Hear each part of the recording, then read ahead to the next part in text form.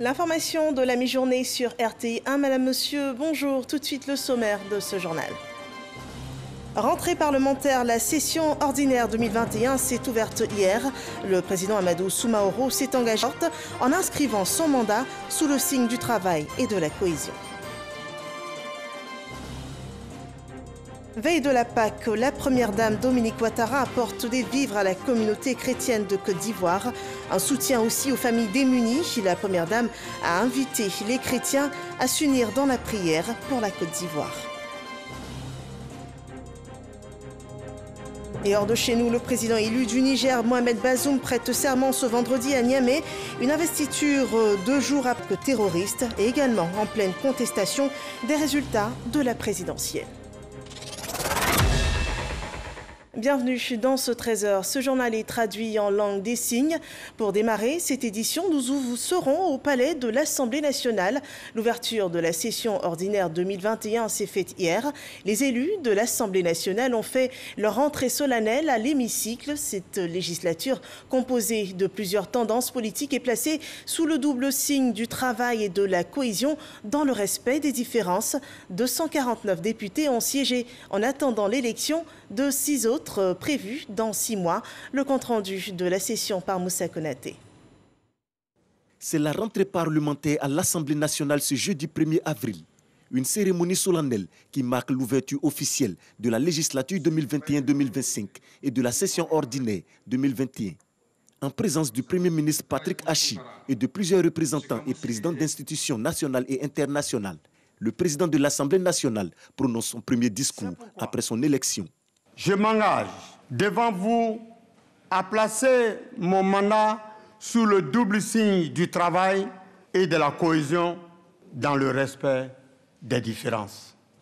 La nouvelle législature qui s'ouvre ce matin doit être à la hauteur des nombreux défis de notre temps. Elle doit promouvoir des débats parlementaires dans le respect des règles démocratiques et dans l'intérêt supérieur de la nation.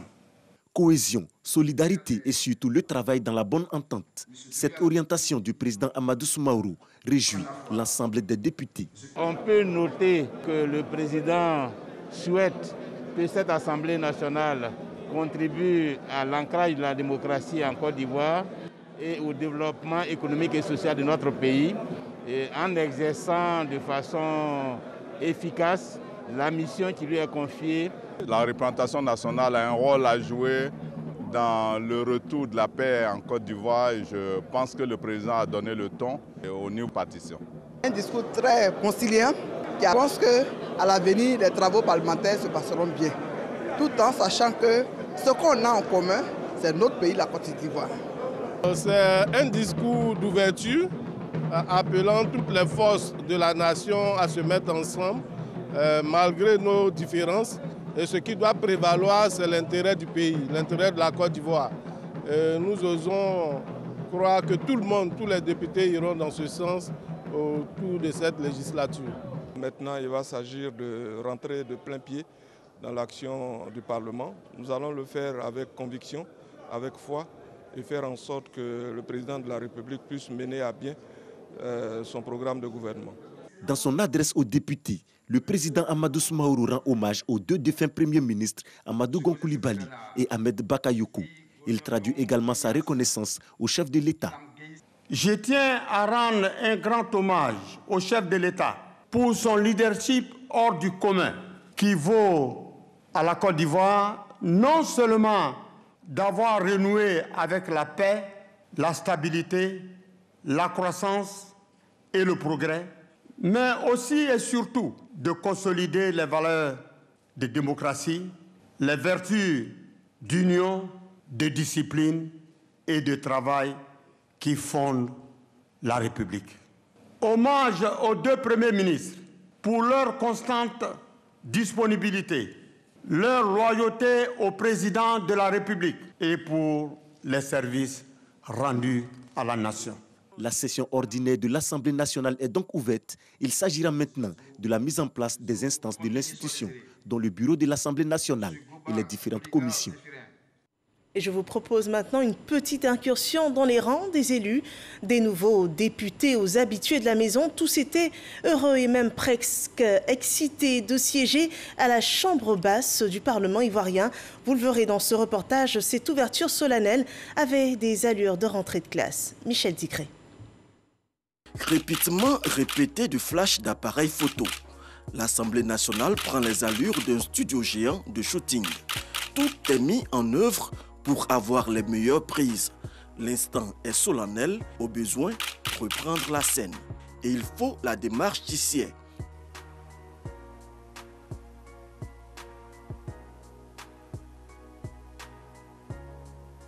Je suis heureux, je suis très jovial. Les mots me manquent pour exprimer véritablement cette journée qui est un grand jour dans la vie d'un homme en tant qu'élu de la nation.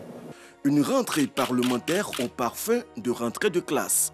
La joie est encore plus grande pour les députés qui entament leur premier mandat. Comme toute rentrée de classe, on est souvent un peu stressé.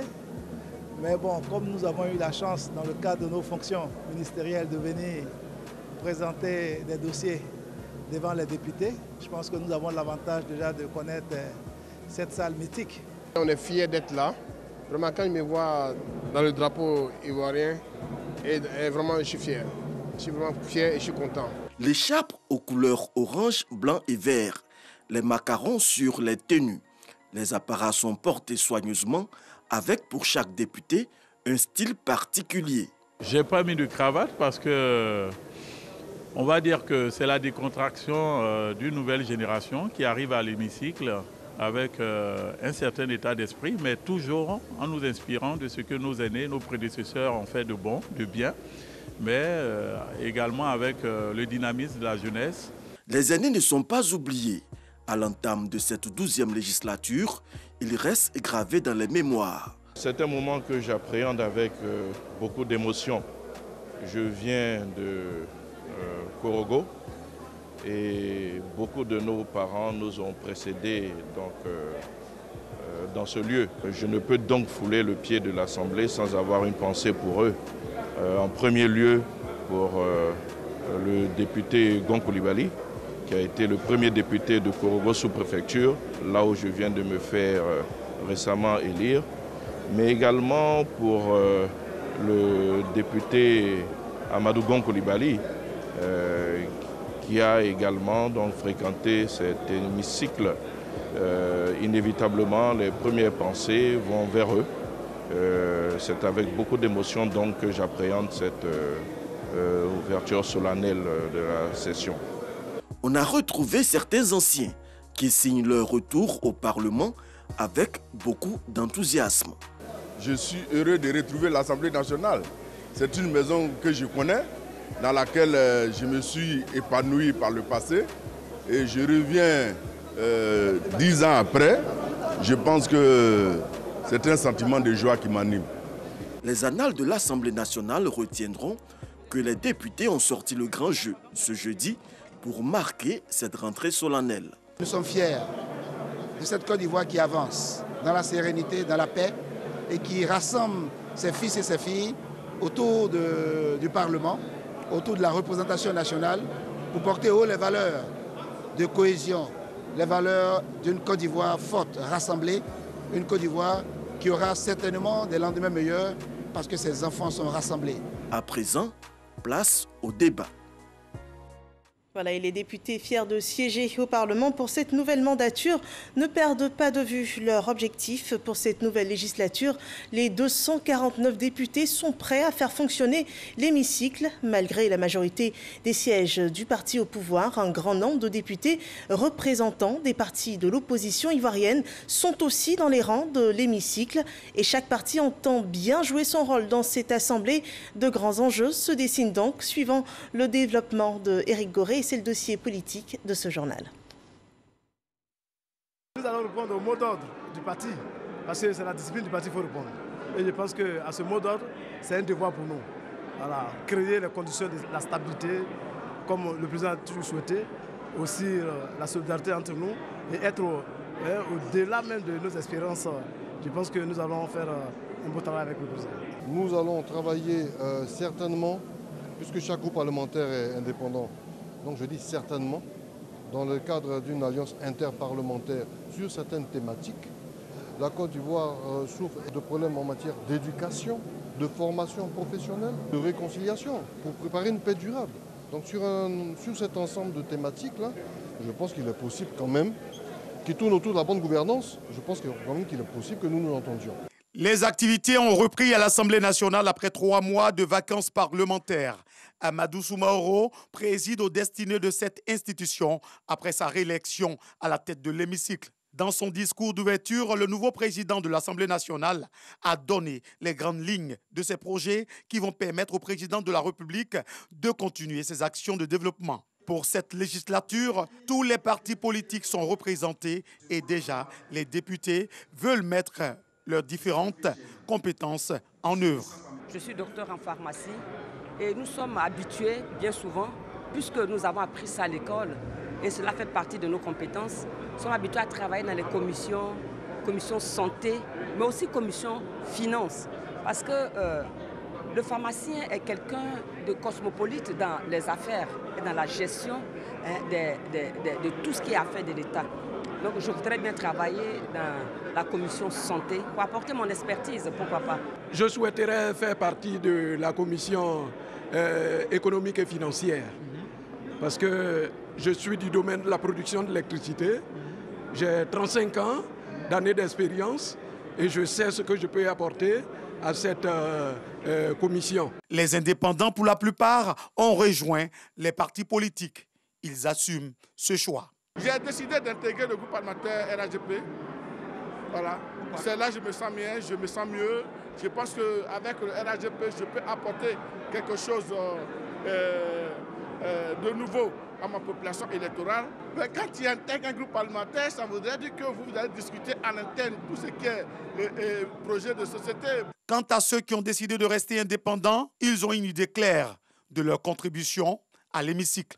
Ce que je voudrais aussi, c'est qu'on puisse avoir un statut particulier.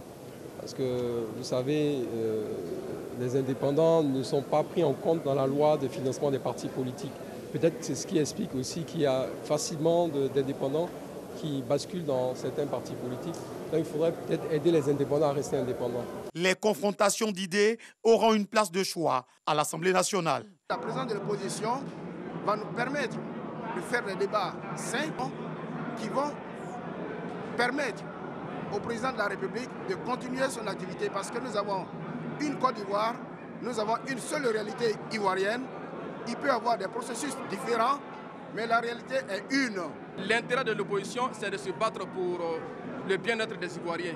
L'intérêt du parti au pouvoir, c'est de se battre pour le bien-être des Ivoiriens. Donc nous avons un objectif commun.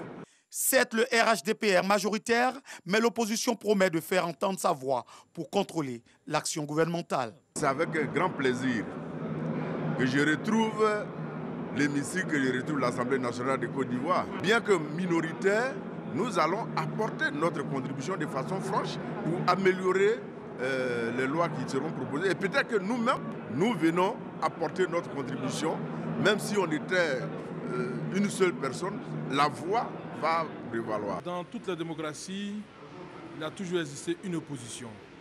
Et l'opposition, à travers ses débats, son point de vue sur certains sujets d'ordre national, et donc l'opposition a sa raison d'être.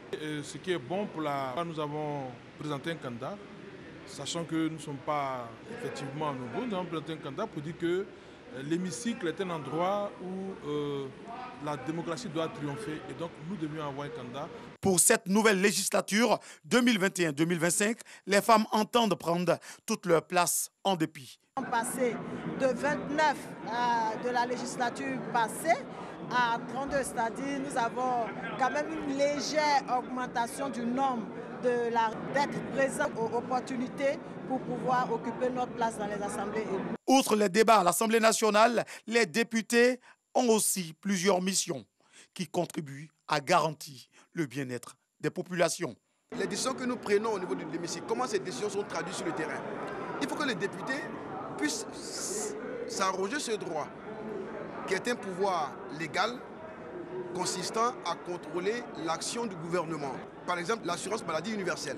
Est-ce que l'impact de cette décision sur nos populations. Nous devons aller auprès des populations, voir l'impact, pour savoir si la politique publique que nous avons mise en œuvre a pu atteindre les objectifs qui lui étaient assignés.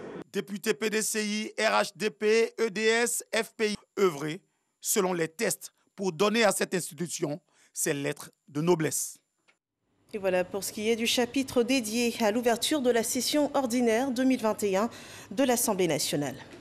Nous sommes ce jour vendredi 2 avril, un vendredi saint pour les chrétiens. Il marque la passion et la mort du Christ sur la croix. Ce jour précède la commémoration de la Pâque qui se fera dans 2 jours, une célébration à laquelle contribue la première dame Dominique Ouattara par sa fondation Children of Africa. Elle a fait don de Côte d'Ivoire, une action pour soutenir aussi les familles démunies. Voyons ce que nous dit Mahama Traoré sur cette action. Cocody les ambassades. Au cabinet de la première dame de Côte d'Ivoire, la surface du jardin est en grande partie alimentaire, d'huile, de lait et de sucre. D'ordinaire en ces lieux, un tel décor indique un geste de solidarité que s'apprête à manifester la maîtresse des lieux, la première dame Dominique Ouattara.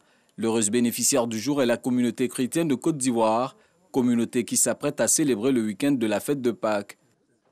Ces généreux dons auront indubitablement un impact bénéfice majeur aux personnes en difficulté de nos différentes communautés. De l'acte que vous posez à cette heure, ici, chez vous, alors même que la pandémie n'est pas encore jugulée, les effets dans tous les domaines, dans la vie de nos communautés chrétiennes aussi.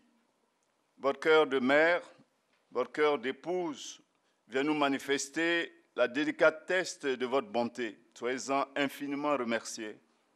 Valeur estimée de ce don de vivres, 130 millions de francs CFA. La première dame le fait au nom de sa fondation Children of Africa. Le général Vagondo Diomandé, premier responsable des cultes en Côte d'Ivoire, n'en est pas surpris. Madame la première dame, que Dieu vous aime. Parce que vous donnez sans contrainte. Parce que vous donnez sans tristesse aucune.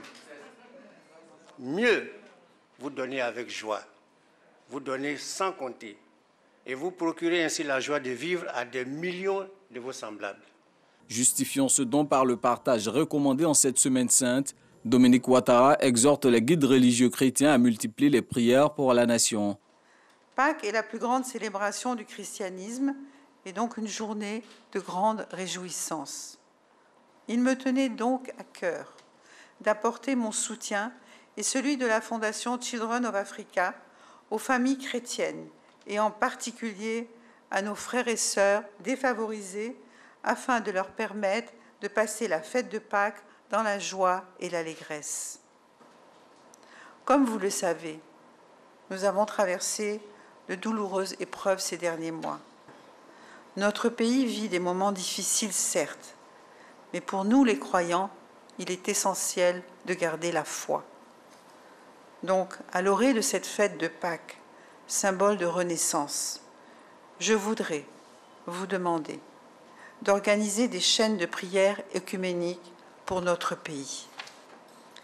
Aussi voudrais-je inviter, avec insistance, toutes les communautés chrétiennes et musulmanes à multiplier les cultes, les demandes de messe et les prières ardentes pour notre nation, pour que des jours heureux succèdent à ces moments de tristesse.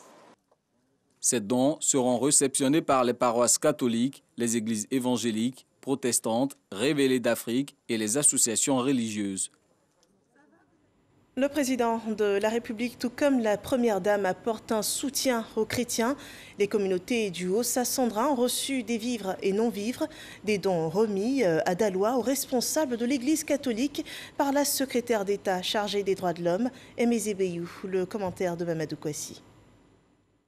La secrétaire d'État Aimé Zébéiou au centre d'accueil du Césaire de Daloa. Elle y est les mains chargées de prison de la part du chef de l'État.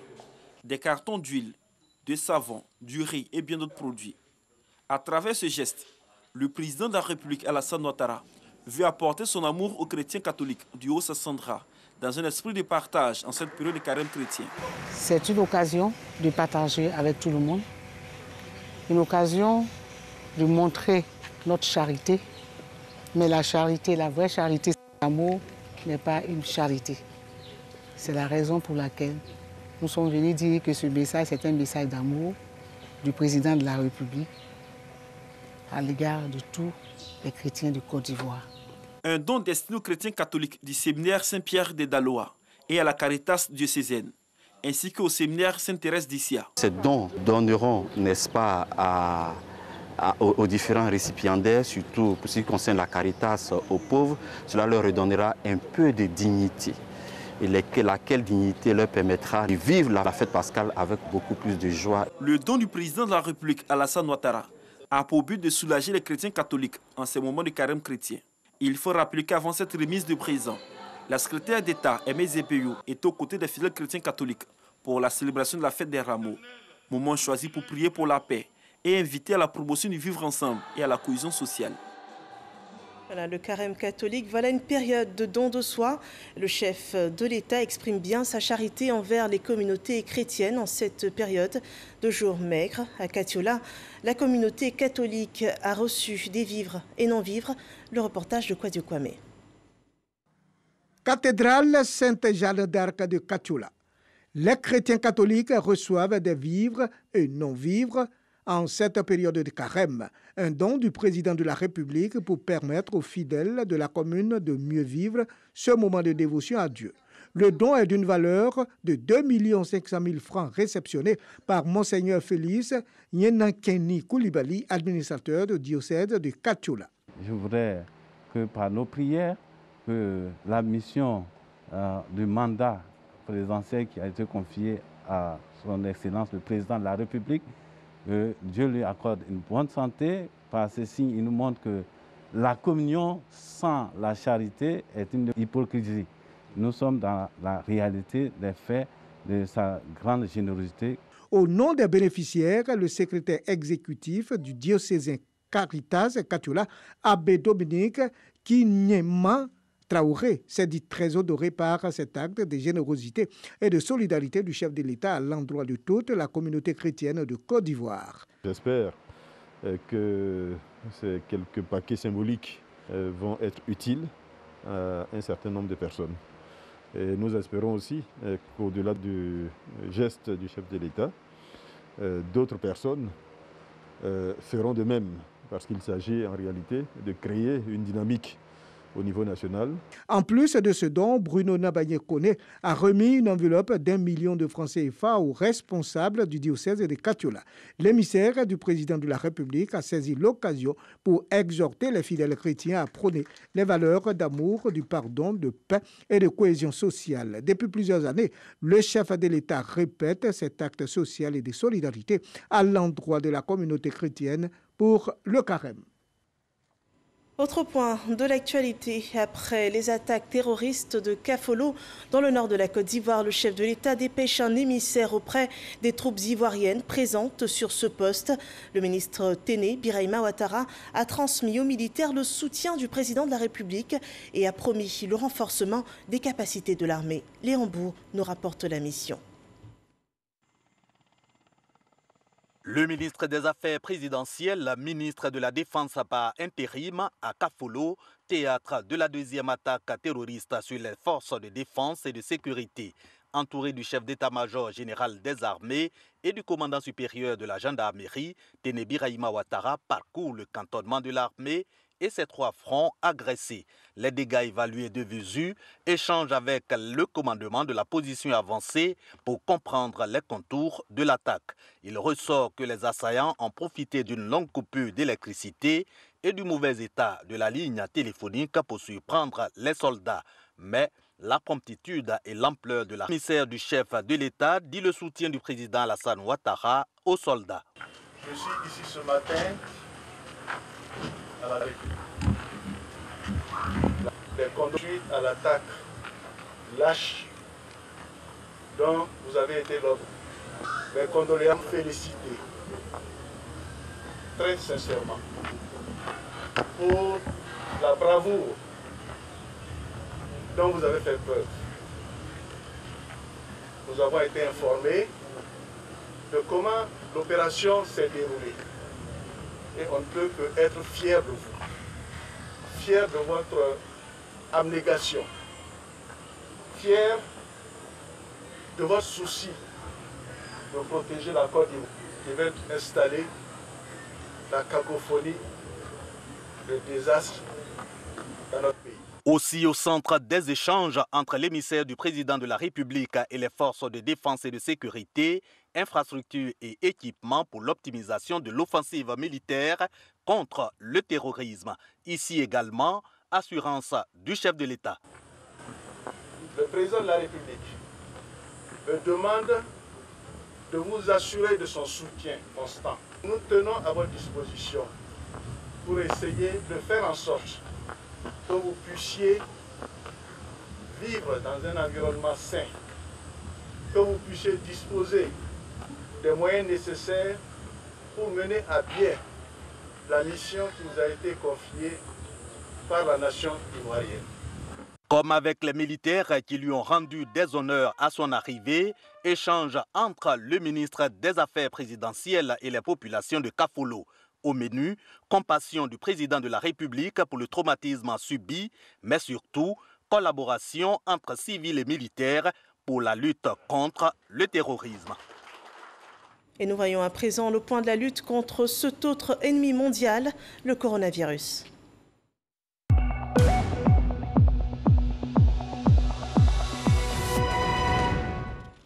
Le point de la situation présente 437 nouveaux cas de Covid-19, 539 nouvelles guérisons et 3 cas de décès.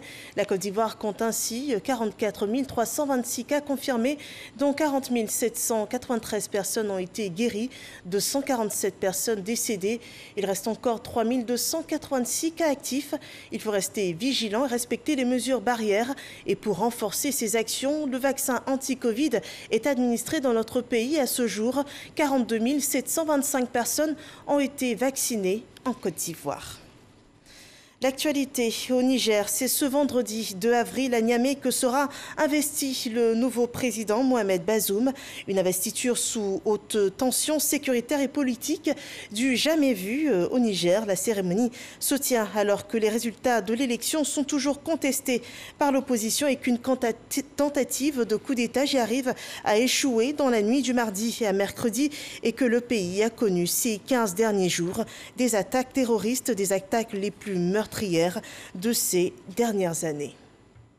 Au Taïwan, au moins 41 personnes sont mortes dans le déraillement d'un train ce vendredi dans l'est de l'île.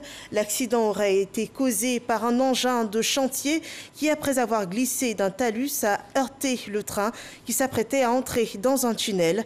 Il s'agit là du pire accident ferroviaire de l'île depuis des décennies. Et à ce bilan mortel s'ajoutent, selon les secours, 2 personnes coincées dans des wagons et au moins 60 blessés transportés à l'hôpital.